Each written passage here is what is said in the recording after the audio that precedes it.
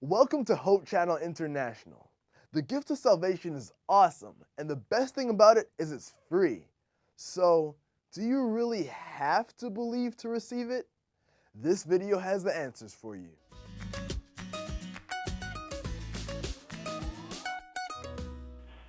If the iniquities of all of us have been placed on Jesus, as suggested in this passage, why do we have to believe in order to benefit from the sacrifice?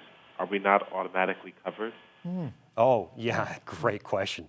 Are we not automatically covered? I mean, it's the iniquity of us all in verse 6. That's fairly clear. So if enough has been paid for to handle all of us, I mean, there's nobody needs to be excluded. Why not just bring us all in?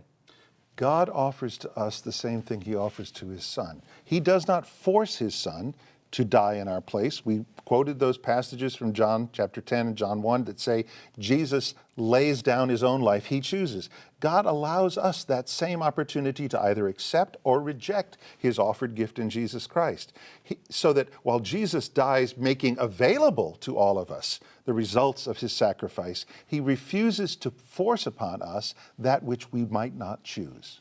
Yeah, you know, it's interesting to me. I remember a story about a guy who he got on the wrong ferry boat one day. He thought he was going over to an island to gamble all day, and he got on the wrong boat and discovered a pile of children who were on their way to the Sunday school picnic. And he was miserable. Turn this boat around, let me off of here. Well, those children were having a great time, but he was miserable at the Sunday school picnic. So if God forced us into heaven, if he forced us to accept the gift, what kind of gift would it be if I didn't want to be there? If I love smutty magazines more than I love Jesus, how happy am I going to be in a place without them? If I love being abusive more than I love Jesus, heaven would be hell if you don't want to be There's there. a wonderful line from C.S. Lewis that I think fits this situation so perfectly. Lewis says this: there are only two kinds of people in the end.